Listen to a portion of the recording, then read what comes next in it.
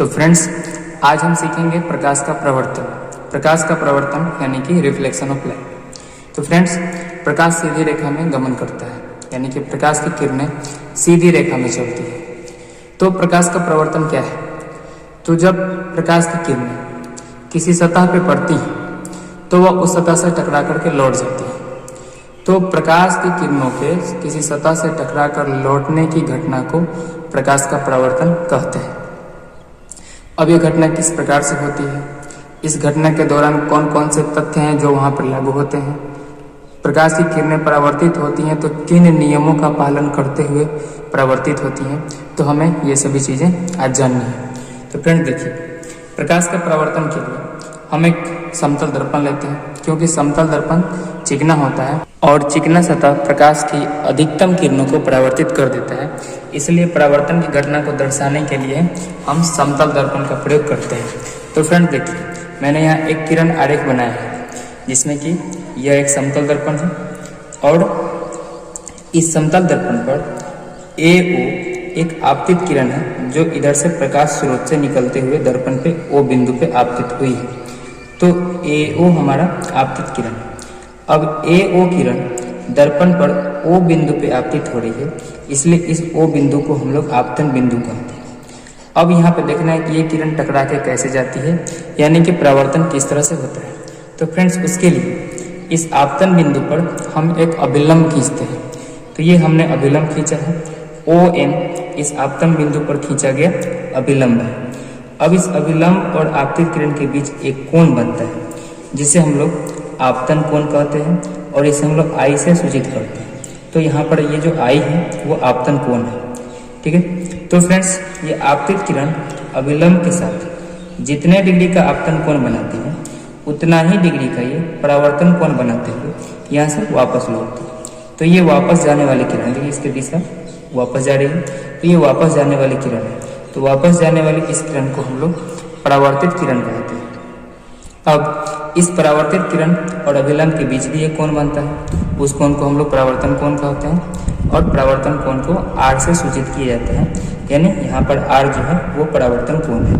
तो फ्रेंड्स, इस प्रकार से ये किरण दर्पण पे आपतित हुई और अभिलंब और आपतित किरण के बीच जितना का कोण बना है उतना ही का कोण फिर से बनेगा और ये किरण इस दिशा में परावर्तित होगी। ये किरण इधर नहीं जा सकती, क्योंकि अभिलंब के एक ओर अगर आपतित किरण है तो उसके दूसरे ओर ही परावर्तित किरण मुड़ेगी, इस साइड नहीं मुड़ेगी। तो इस प्रकार से देखा जाए तो प्रवर्तन की घटना होती है।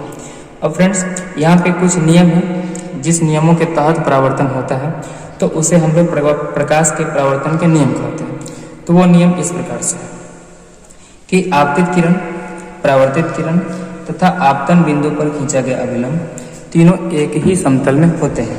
अर्थात आप चित्र में देखिए, ये जो किरण आरेख है, यहाँ पर आपतित किरण, परावर्तित किरण और आपतन बिंदु पर खींचा गया अभिलंब तीनों एक ही समतल में है।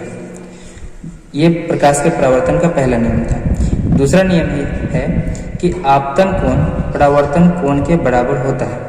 आपतन कोण परावर्तन कोण के बराबर होता है। तो आप देख पा रहे हैं, ये हमारा आपतन कोण है और ये परावर्तन कोण है। मैंने पहले ही बताया कि आपतित किरण अभिलंब के साथ जितने डिग्री का कोण बनाती है उतना ही डिग्री का परावर्तन कोण भी बना के ऐसे वापस जाती है, यानी कि आपतन कोण और परावर्तन कोण बराबर होता है। तो फ्रेंड्स, ये था प्रकाश का परावर्तन की घटना और प्रकाश के परावर्तन के नियम। तो इस प्रकार से हम देख रहे हैं कि कोई किरण किसी सतह से किस प्रकार से टकरा करके लौटती है। तो फ्रेंड्स, आपतन कोण का मान जितना होता है, परावर्तन कोण का मान उतना ही होता है।